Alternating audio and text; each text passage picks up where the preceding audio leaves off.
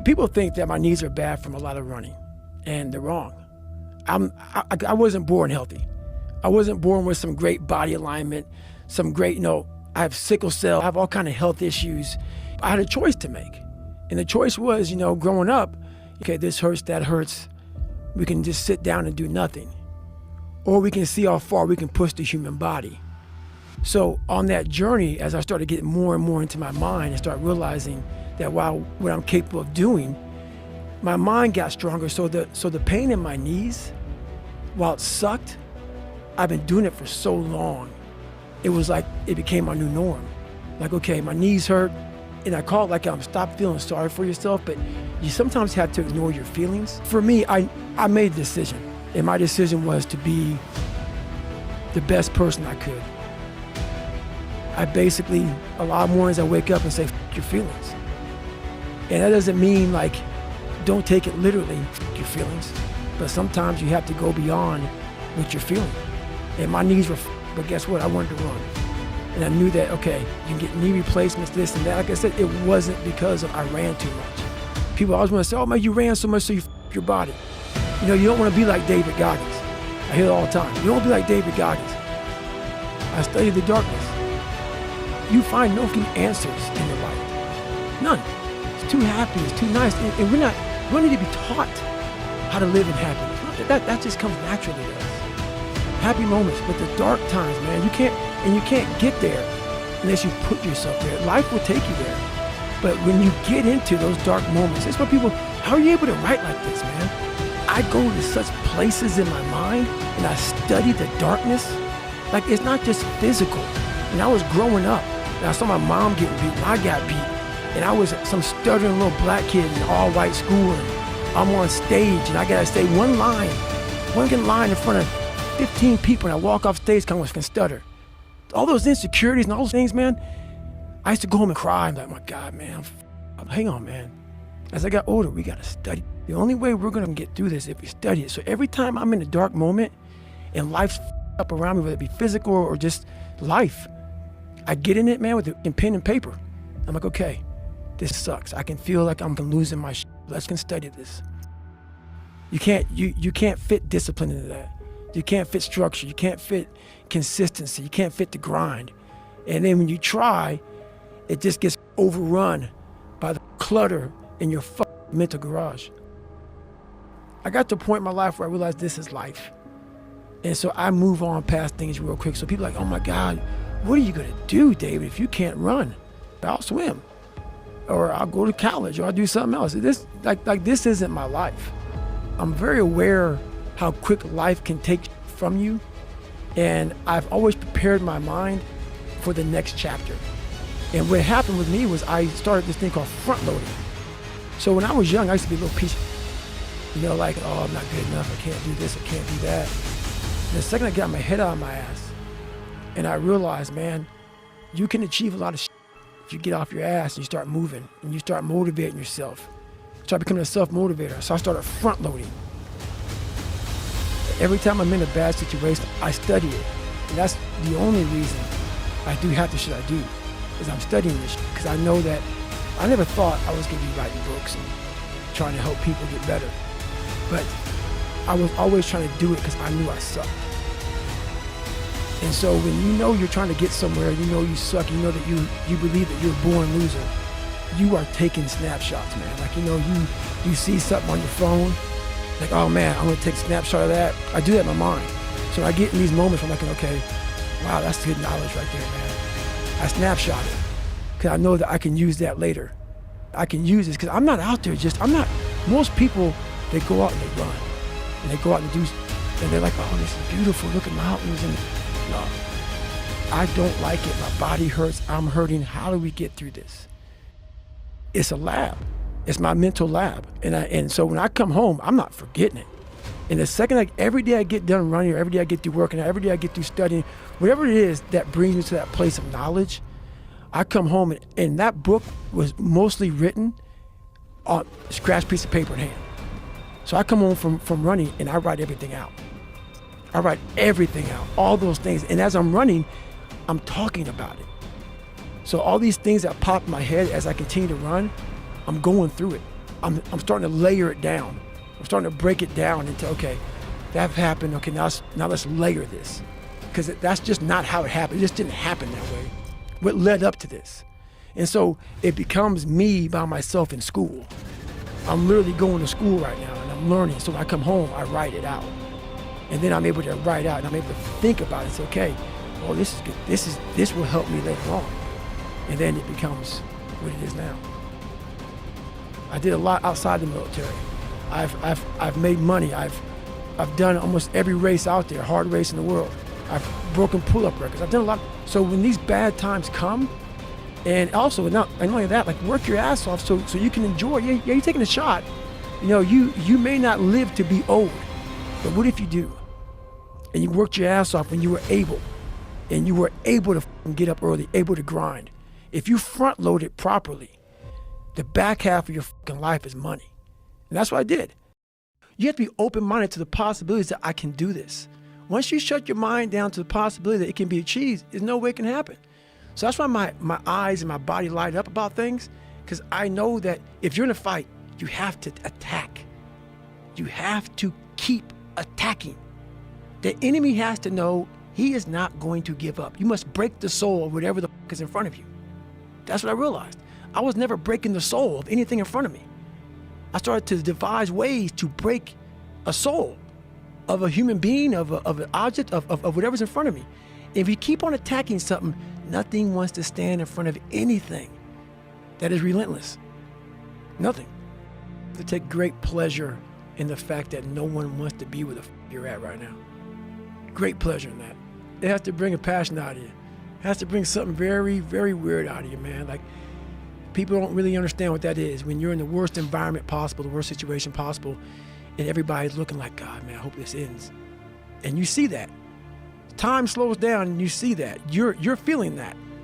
Everybody has that look on their face like, God, this got to go. I don't want to be here anymore. And when I started realizing, I started playing mind games. And I was like, you know what? I bet these f***ers are looking at us, judging themselves about when they were going through Hell Week. About, let me see, I'm looking at Goggins right now. I was better than him. And I was like, okay. You're going to judge me, right? All right. So this is what I'm going to do to you. They tell you how you're supposed to feel. You are feeling that way. I was like, don't let these motherfuckers tell you how you're supposed to feel. No, it's day one, motherfucker. This is hour one. So I was getting my boat crew all jacked up. I said, we're going to take these motherfuckers' souls.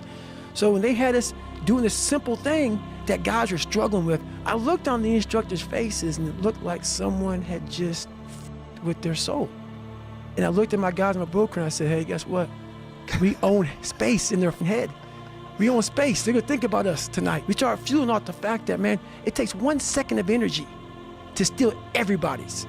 And then you have all the energy you need. That's all you need. You need to look at someone's eyes. You know how it is when you fight somebody and you broke that. He's like, oh God, man, I don't want to go back to the next round. And you feel like, my God, I can fight all day. I can fight all day long. That's what taking souls is. But you have to have the will, the heart, the courage to go that distance when you're exactly jacked up. You have nothing left to give and give more. Another early morning, every day of our lives, we have choices to make. You have the choice to stay in bed, to say, forget it, I'm not gonna work out today, or forget it, I'm not gonna work hard today. You always have a choice every single day of your life. Today's another day. Today's another day that I'm faced with another choice to make.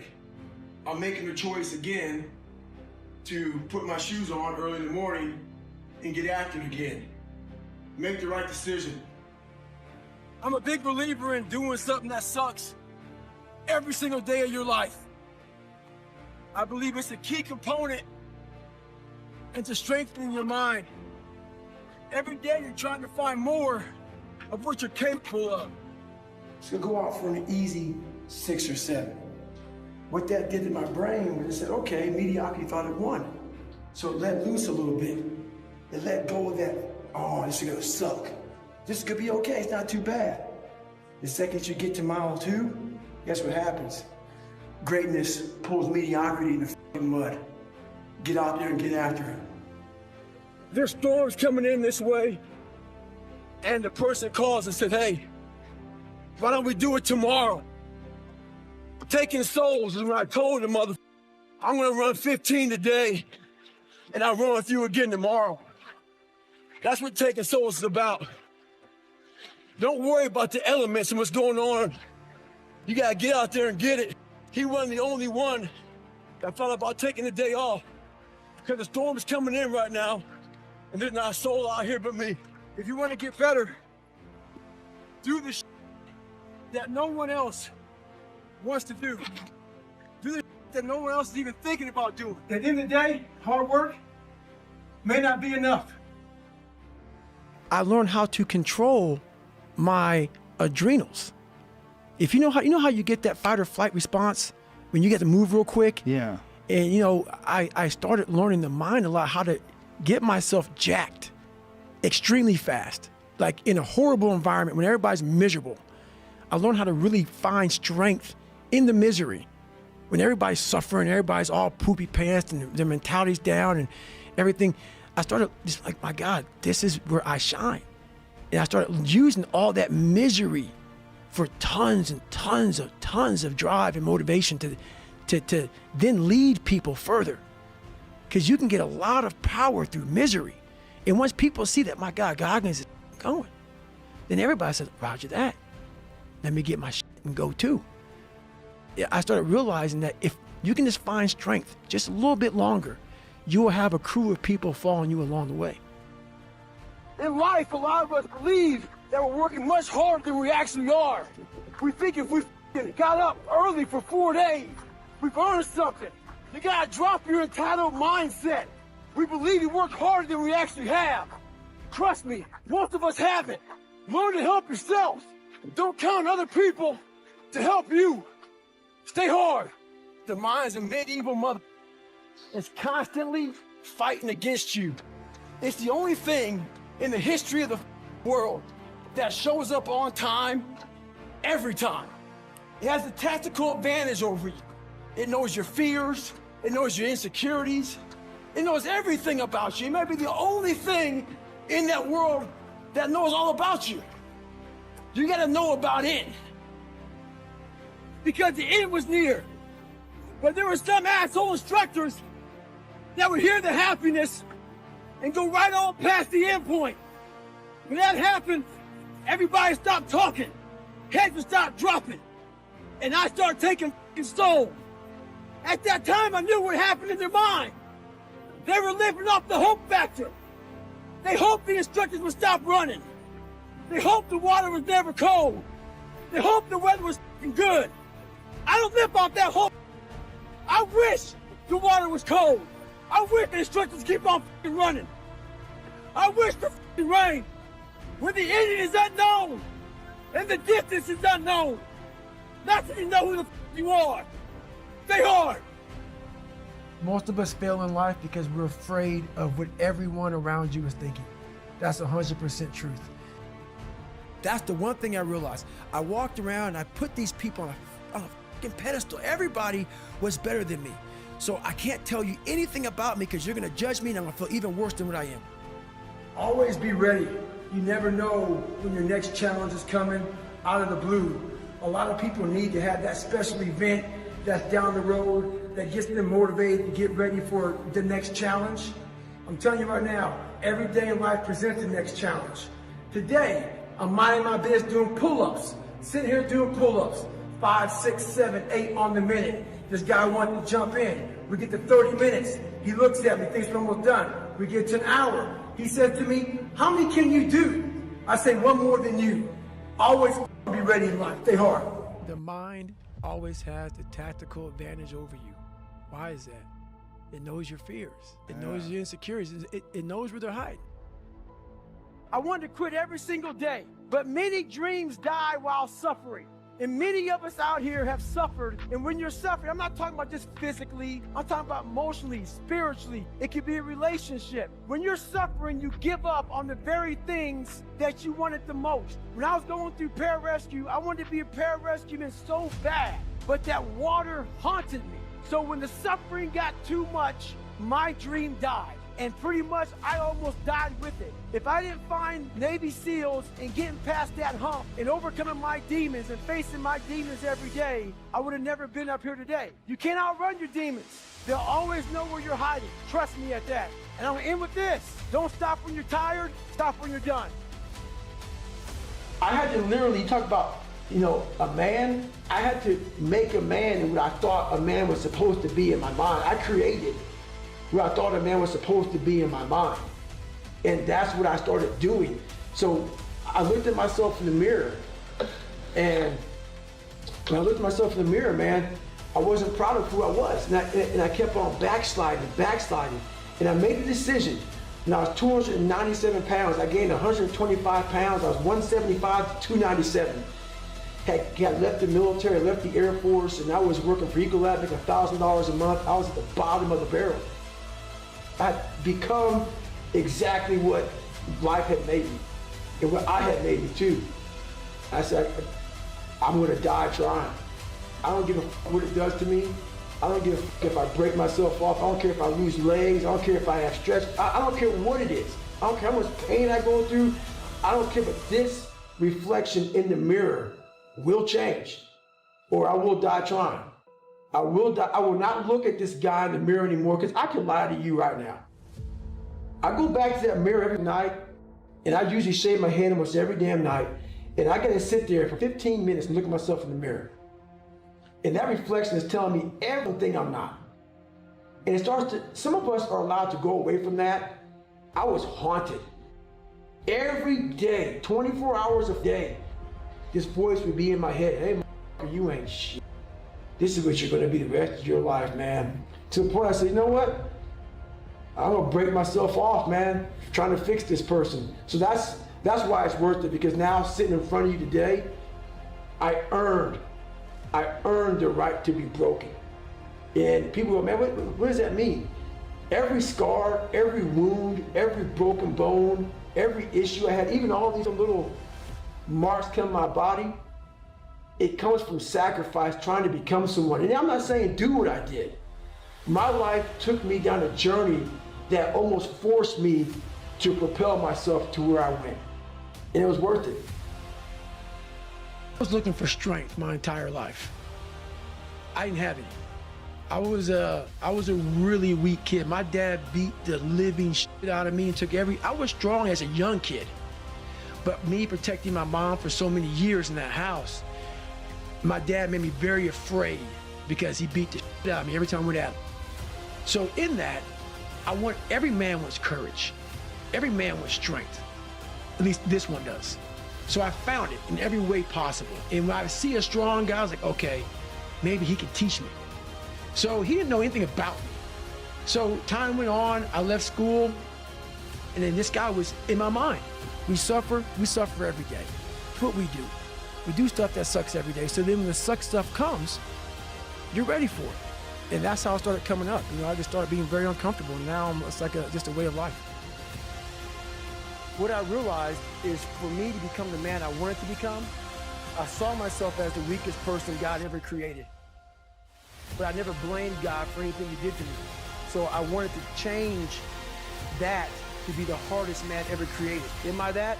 I don't know, but you had to have a goal. And my goal, when I was sitting there, not going to school, being bullied, having no self-esteem, my goal was, the only person that's gonna turn this person around is me. The only way I can turn it around is put myself through the worst things possible a human being can ever endure. And that'd be the only way that I can build this brain to handle anything that comes in front of it, callousing my mind through pain and suffering. You know how you get mentally tough? It's a lifestyle. Instead of hitting that snooze button in the morning and not making your bed, not cleaning your house, you don't hit the snooze button. You get up. You don't want to go run, you go run. You don't want to go swim, you go swim. You don't want to make your bed, you make your bed. You don't want to clean your house, you clean your house. You don't want to study, you can study. That's how you start to callous your mind. It's going to suck. It's not going to be fun. Do something that sucks every single day of your life. That's how you grow. The only way you're ever going to get to the other side of this journey is you have got to suffer. To grow. To grow, you must suffer. And some people will get it, some people won't. But they have to see what their journey is to start their journey. Several people live to be 100 years old, and they have great lives. Motivation is crap. It comes and goes as how you feel. No one's gonna come back to save me. No one's gonna come back on this couch and say, hey, it's okay. You're gonna be okay. No, I'm not. When your life gets hard and life is coming at you, you will panic and you will forget who the you are. Because in the worst of times, you are alone. You must get your self out of the sewer. No one's coming in that sewer to get you. It's dark, it's nasty, there's rats down there. It's your brain. You are the only person that can pull yourself out. Not getting civilized is about having a savage mentality. The worst thing that could ever happen to any human being is they become civilized. With that total accountability, like even when you retire, there's a motherfucker looking at me and judging me right now, man. I was the baddest person to ever live. It doesn't go away, man. You gotta wake up, even though you're retired, you never retired. You're setting the example every single day of your life. And being civilized feels so good. I'm sorry, man. Triple down on your weaknesses. Find out something about yourself. You already know that you already know the happy. Why don't you talk about good times?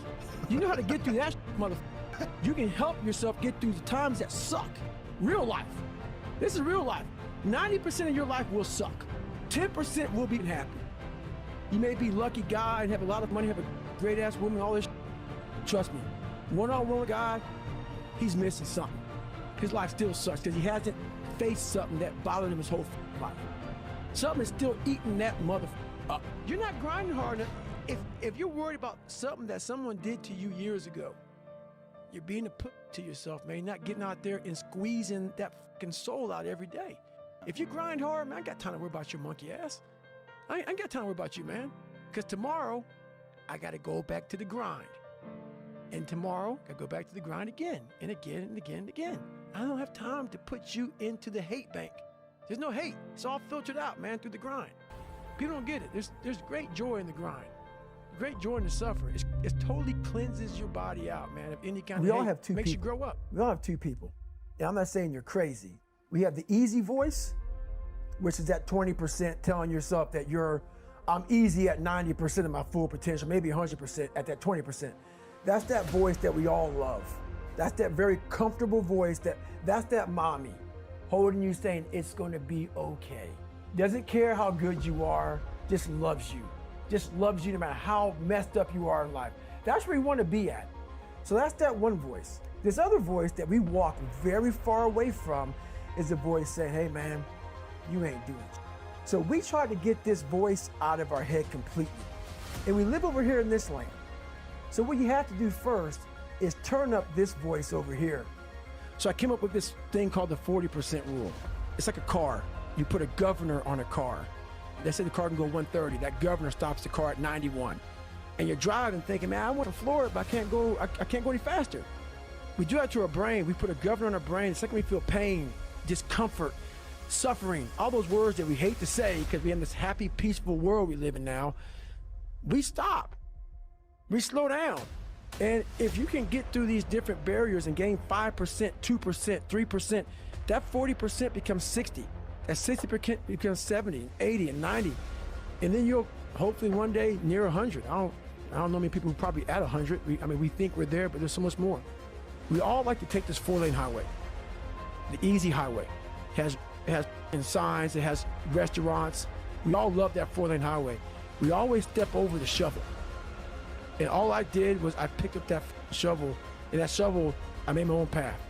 And you may have big boulders and they may be getting 200 miles up the road faster than you, but going through this path of life, this journey over here that you make yourself, that's incredibly difficult.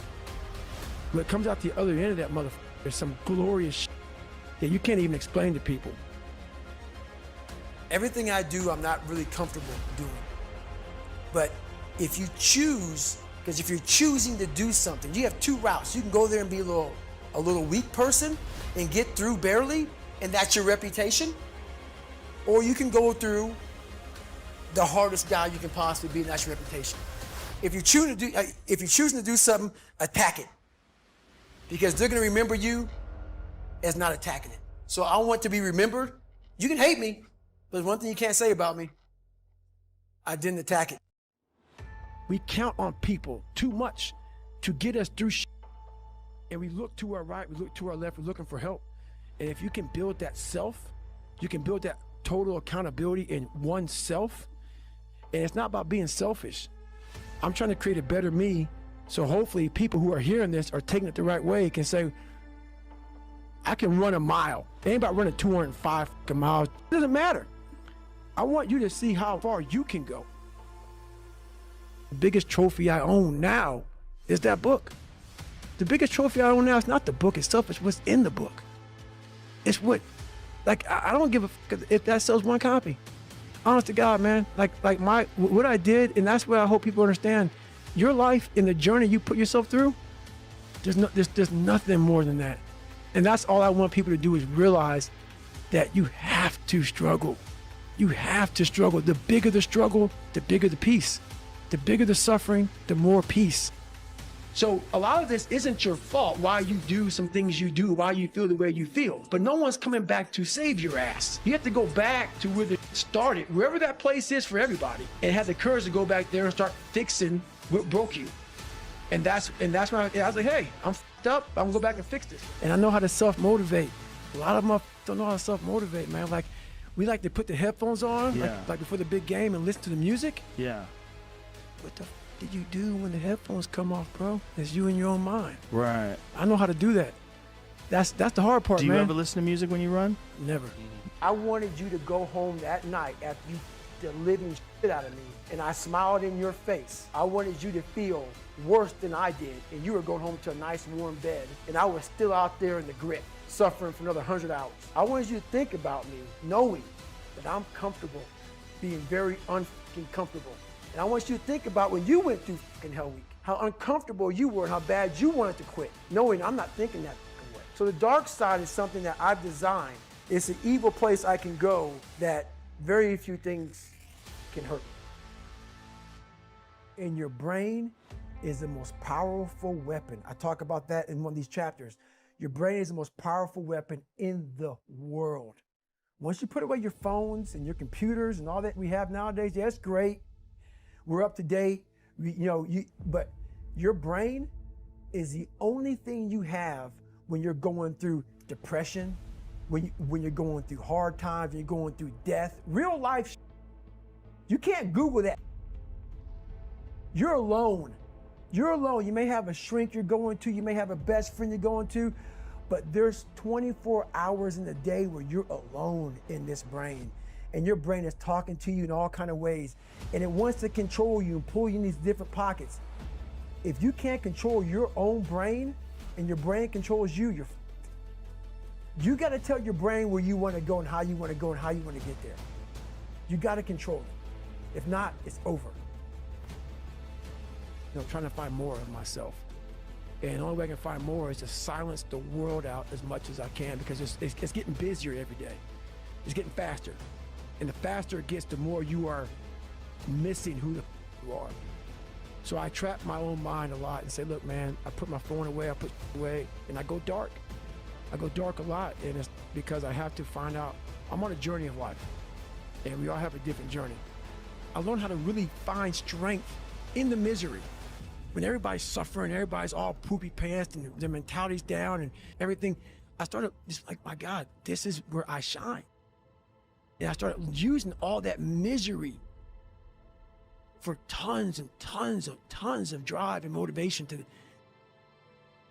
to then lead people further. Because you can get a lot of power through misery. And once people see that, my God, Goggins is gone, then everybody says, roger that. Let me get my shit and go too. So I started realizing that if you can just find strength just a little bit longer, you will have a crew of people following you along the way. Let me sit here and enjoy this pain. She said, what are you talking about? I go, I need to go to the doctor, I realized that. But I never thought it was humanly possible to do what I did. I went 70 miles. At 70 miles, I was dead. I was at 100%, what I thought was 100%. I went 31 more miles after being in the worst physical shape I've ever been in my life. All that pain and suffering and things going through my body as I sat in that tub and the waters hit me, and it was the most amazing feeling of accomplishment. And I didn't want to be numb. I didn't want people to give me things in the numbness pain. I did this. As crazy as it sounds, it was the most amazing moment of my entire life. There's so many times in life you don't want to be doing what the you're doing. You can't just quit. Remember this, this isn't a hobby, this isn't a joke, it's a lifestyle. So what you say to yourself is important. There's no coach, there's no trainer to keep you going, it's only you. So think about this, you've been working your whole life to get a seat at the table. The seat at the table is going to be the best amongst all the best people in your career field. So you finally get that letter. It's steak, lobster, it's a big dinner. Everybody's showing up, dressed to the nines. Make sure you show up getting after it, working out hard. Towel around your neck. You respect the event. So make sure you put that towel over that nice chair so you don't f it up. The whole thing is this. Don't say a word. Stay uncommon amongst uncommon people.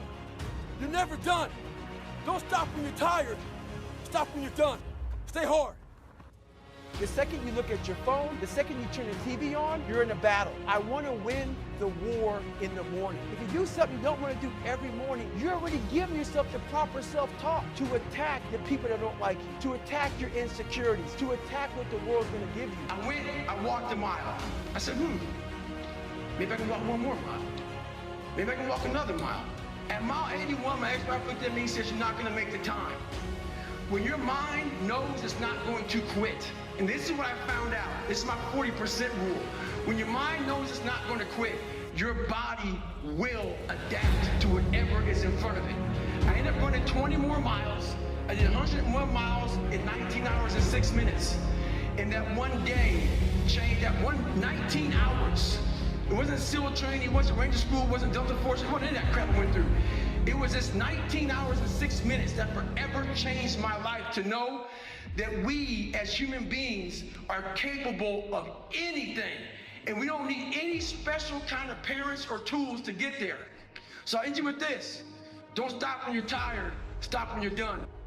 I once had that mentality, that no one understands what the I'm going through. And if you keep that mentality, you're gonna stay in the same exact spot that you're in. Everybody's going through. So when people get this mentality of like, you don't understand me, you can throw a rock to someone that can understand you if they're willing to break themselves down and stop hiding. A lot of people understand you, but you gotta stop hiding. We think that we're working our ass off, working hard. You know, we've been working out hard in the gym for a month, but we haven't seen any results. So we get all and down and poopy pants. You study for 30 minutes for a test, and you didn't do as well as you thought. What the did you expect? You're not putting in the work. You have to do more. You gotta stop telling yourself that you're doing enough. In life, it's never enough until you feel this overwhelming feeling of man, I'm outworking the crowd. I'm outworking everybody. I'm doing more. It's not until then, once you get there, that's when you know you've done enough. Stay hard. So there's different leadership styles. One right now is in this weakened society, it's the instant gratification. Give a pat on the back the second they do anything. Show them that they're doing a good job. Guess what? There's a lot of things in life that don't deserve a pat on the back. A pat on the back comes when you overachieve things that you're supposed to do. In life, there's a lot of things we're supposed to do. We're supposed to be our fucking best. We're supposed to get up early. We're supposed to work out. We're supposed to be uncomfortable. We're supposed to do all these things that people are now looking for a pat on the back. How about this leadership style? Instead of looking for a pat on the back, let me look at being a better team person. Let me look at better self. Let me look at doing a better family. All this other. Look at being the person that you're not looking for a pat on the back, but you're leading from the front, knowing one thing. As a human being, we're supposed to do these things. We're on a hike in the middle of nowhere, out in the woods. You look up and you see a tree out in the distance. You see a dog tied up to that tree. You can tell by looking at it, it's a domesticated dog. As you get closer to it, you want to unchain the dog and save it. But as you get close to it, the dog is angry. The dog hasn't eaten in days. So the mentality's changed. That dog has become a fucking savage. In life, it's important for us to stay hungry. That hunger changes your mentality. You go from being domesticated to being a savage. Stay hard. And this NFL football player comes up to me. He goes, Goggins, can I ask you a question? How do you keep that dog mentality? I said, let me ask you a question. When you were younger, what did you want to be? He said, an NFL football player. But once I got there, I lost that dog mentality. He had a finish line in his brain. Guess what? A true dog mentality, I have a dog at home. I can feed all day long. He never gets full. It's not enough you made to the NFL. Be the fucking MVP. It's not enough you ran a 5K. Win a 10K. It's not enough you became a doctor. Be a better doctor. It's not enough you lost 50 pounds. Go out there and do something with it. Guess what? It's 109 out here, but guess what? It's not enough. Stay hard. We are all being tested in life. While my test is different than yours, you will be tested. And how you face that test and how you overcome that test determines the rest of your life. The one mentality that you must have in life is that regardless of what's in front of you, you still must grind. I'll never be in the Olympics. I'll never be a professional athlete, but still I grind. I fail at most things I do, but still I grind. I don't want to do half that I do, but still I grind. And that one day, you see me down a dark alley, running at 1 o'clock in the morning, know one thing, I was grinding. When that alarm clock goes off at 4 or 5 in the morning, your mind says no. You just say, this is what we do. It's what we do now. Because to get to where you want to go, the amount of pain involved, I'm not saying physical, I'm not saying you got to break yourself off. The amount of mental pain of how many times you're going to have to do something that you don't want to do. Tripling down on your strengths and don't worry about your weaknesses. If anybody out there knows who I am, I totally disagree with all of that crap. I think it's crap, and that's exactly how the people in the world become weaker people. It's by capping your brain. It's by putting this kind of garbage in it about not attacking what you're not good at. It's about putting a cap on managing your expectations. If I lived that way, if I had any kind of thought process like managing expectations, I would be a 400-pound man by now, working some job that made no money, and I would never know my capabilities. I would never have become a Navy SEAL. I never took Ranger School. We all want to read about how we can quickly get somewhere. That's why the 6-minute abs and also are so powerful. You may get some results from it, but they're not permanent. The permanent result comes from you. You have to suffer.